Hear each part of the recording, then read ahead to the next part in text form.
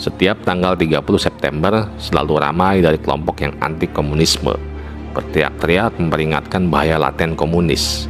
Padahal mereka sebagian besar sesungguhnya mungkin tidak memahami bangunan dari ide dasar komunis atau konsepsi ideologi komunisme itu sendiri. Hantu komunis itu telah membuat bangsa ini terbelah dan tercabik. Bahkan ketika runtuhnya rezim Orde Lama menuju terbitnya Orde Baru, sekian ratus ribu, mungkin jutaan rakyat Indonesia yang tidak tahu apa-apa harus dieksekusi atas nama ideologi ini. Saya tidak ingin membahas lebih jauh siapa itu Karl Marx, Hegel, Engels, atau semua filsuf yang memberikan sumbangan pemikiran kepada ide komunisme. Yang jelas, intinya adalah reaksi atas revolusi industri yang menjadikan sistem kapitalisme, industrialisasi, dan eksploitasi buruh harus dikoreksi, di mana kaum borjuis atau pemilik modal yang menghisap kaum proletariat atau pekerja harus ditumbangkan dalam sistem masyarakat tanpa kelas. Pada gilirannya, semua harus diatur dalam sistem negara. Awalnya sebatas ide, lalu melembaga menjadi ideologi, kemudian manifesto dan revolusi, dan akhirnya menjadi ornamen negara. Cita-cita sebenarnya mulia, namun praktiknya yang utopis banyak menciptakan masalah, termasuk kritik atas kooptasi gereja di Eropa yang korup, menjadi seruan menolak agama sebagai candu yang menindas karena dogma-dogmanya. Pada akhirnya berkembang menolak agama, bahkan ketuhanan itu sendiri. Komunis tidak mesti ateis, tapi hubungannya sangat erat, karena menolak penindasan atas nama apapun, termasuk konsepsi ketuhanan yang dianggap represif. Meski pada akhirnya, setelah ideologi komunis menguasai negara, bahkan menjadi penindas baru yang tak kalah kejamnya. Di negara-negara liberal, ideologi kiri ini tetap punya ruang bermetamorfosis dalam ideologi sosialis demokrat atau sosdem yang lebih fleksibel. Baiklah, dengarkan baik-baik dan simak sampai selesai, karena di video ini saya akan mengulas lebih jauh, Bray.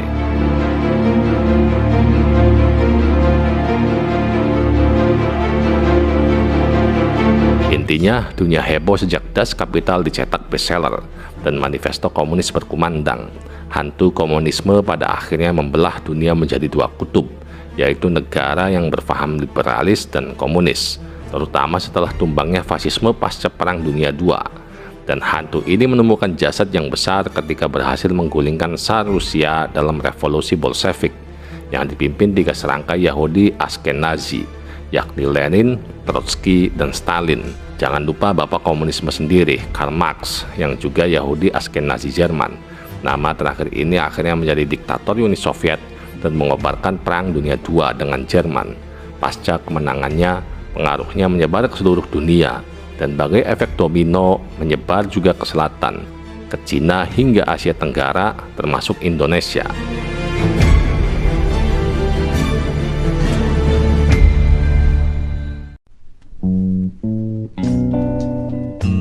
Komunisme ke Indonesia dibawa oleh seorang Belanda, Hans Nevlid, yang juga seorang Yahudi, yang nantinya membentuk SDV hingga PKI. Jangan lupa, ideologi apapun menyebar lintas benua dan lintas agama, namun pada akhirnya kembali ke persoalan siapa yang kalah dan menang di tiap negara.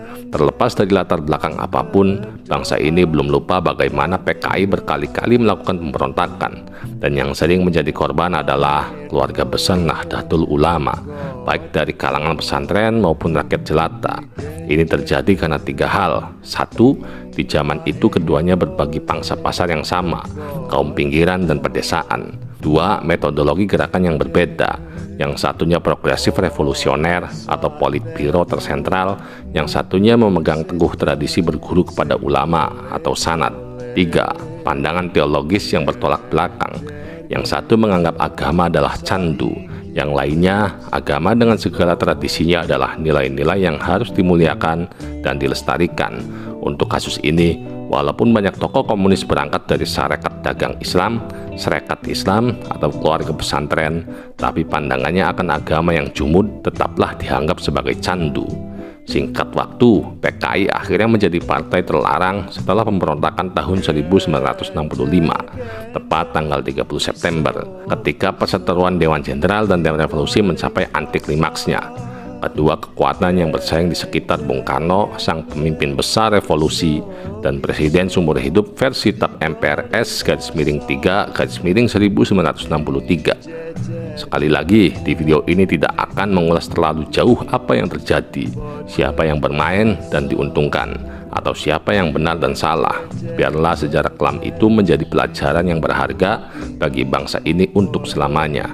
Yang jelas, ada tragedi kemanusiaan tragis, dibantainya jutaan manusia.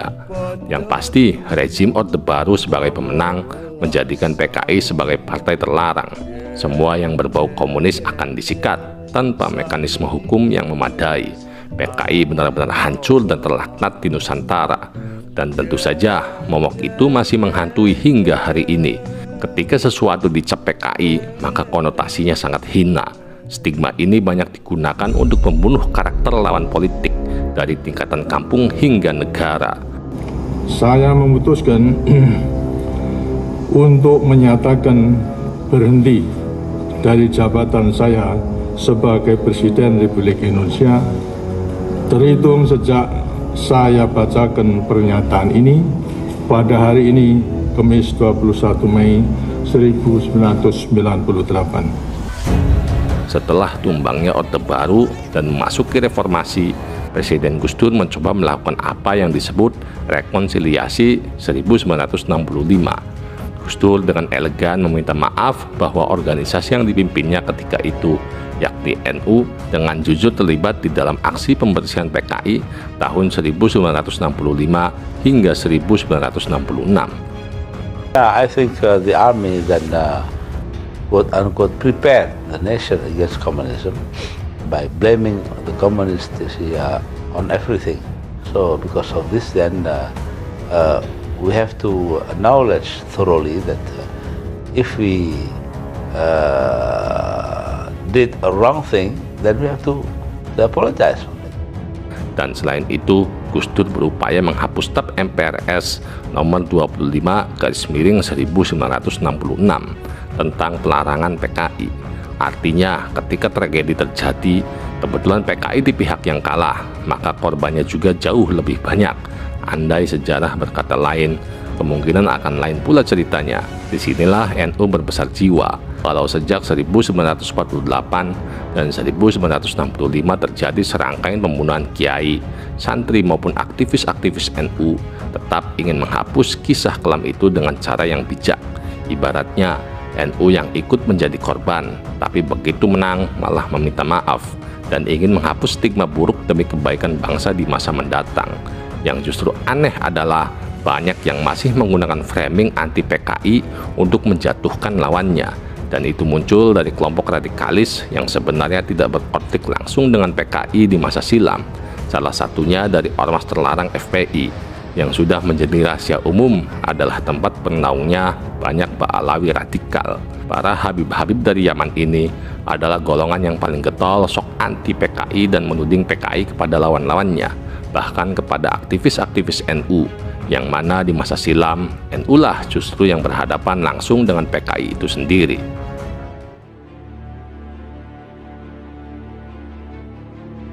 Apabila dirunut dengan jujur, ketua PKI yang terakhir pucuk pimpinannya adalah dari marga Ba'alawi, yakni DN Aidit.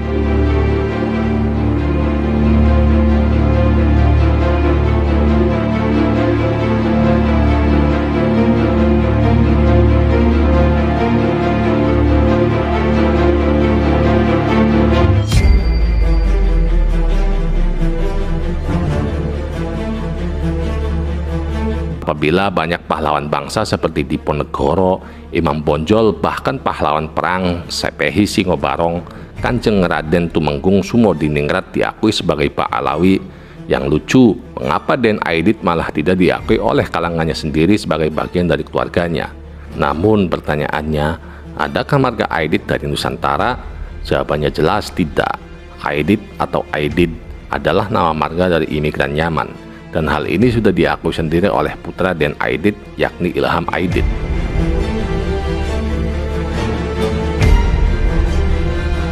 Silakan yang masih berpikiran waras menilai.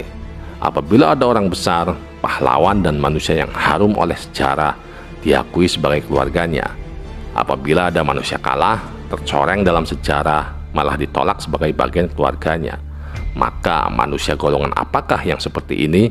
Jawabannya adalah sesuai untaian kalimat pada pembukaan di atas. Atau mungkin kalian punya jawaban lain? Tulis ocehannya di kolom komentar ya bray. Kesimpulannya fix dan valid. Berdasarkan data keluarga, pengakuan putranya sendiri, DNA Aidit adalah Ba'alawi. Masih kurang jelas, atau mungkin kebetulan Ba'alawi jadi pentolan PKI. Lalu siapa Ahmad Sofyan dan Fahrul Barakbah?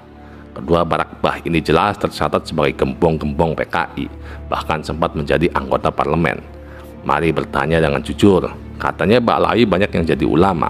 Apabila banyak ulama Masyumi dan terutama NU menjadi korban konflik dengan PKI, sekarang mari bertanya dalam hening dan senyap.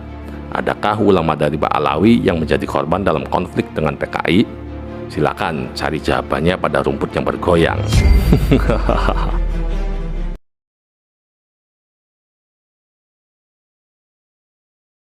Sekarang kita runut, benarkah Ba'alawi anti komunisme yang sejati? Sejarah mencatat, Yaman Selatan termasuk Provinsi Hadramaut adalah negara di dunia Arab kawasan Timur Tengah satu-satunya yang menerapkan ideologi komunis sebelum penyatuan dengan Yaman Utara yang lebih makmur dan maju. Di Yaman Selatan berdiri National Liberation Front atau NLF tahun 1963 yang berhaluan komunis. Dan tak ingin negaranya dikuasai komunis, maka kaum nasionalis mendirikan Front for the Liberation of Occupied South Yemen atau FLOSAI tahun 1965. Awalnya FLOSAI lebih kuat karena didukung Mesir, namun ketika Mesir kalah dari Israel, terpaksa FLOSAI ditinggalkan sendirian melawan komunis, sehingga negara Yaman yang komunis secara tidak langsung mendapat bantuan Israel. Dan sebagai negara komunis, lazimnya menetapkan satu partai tunggal, yaitu Partai Sosialis Yaman, yang merupakan gabungan dari banyak faksi partai haluan kiri, Marxisme-Leninisme. Partai Sosialis Yaman sendiri yang berhaluan Marxis ternyata masih dipimpin oleh Ba'alawi, yaitu Abdurrahman Assegaf yang cukup lama menjadi sekjen partai dari 2015 hingga sekarang. Dan salah seorang pentolan partai yang lain, Haidar Abu Bakar Alatas, juga pernah menjadi Perdana Menteri Yaman tahun 1990 sampai 1994. Bahkan Syekh Ali Al-Jufri, ulama keturunan Yaman yang tinggal di Uni Emirat Arab yang sering mondar-mandir ke Indonesia, adalah putra dari Abdurrahman Al-Jufri, mantan Wapres Yaman Selatan dan Ketua Asosiasi Politisi Berhaluan Kiri atau MOWJ yang memberontak kepada Yaman Bersatu lalu mengasingkan diri ke luar negeri. Jadi melihat data-data di atas, apakah masih layak bangsa ini terbelah oleh isu PKI? Apalagi mantan-mantan aktivis dari Ormas terlarang FPI masih suka mengembangkan framing jahat ini. Padahal keluarga mereka sendiri banyak yang jadi gembong komunis, baik di Indonesia apalagi di Yaman.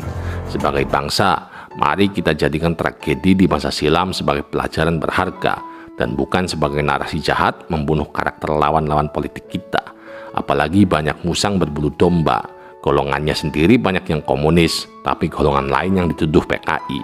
Itu namanya maling teriak maling. Sudah selayaknya kita harus melek sejarah agar tidak gampang dibodohi dan dijadikan korban sebagai budak oleh para kelompok imigran yang inginnya selalu dihormati dan diagung-agungkan dengan pamer dan jual nasab.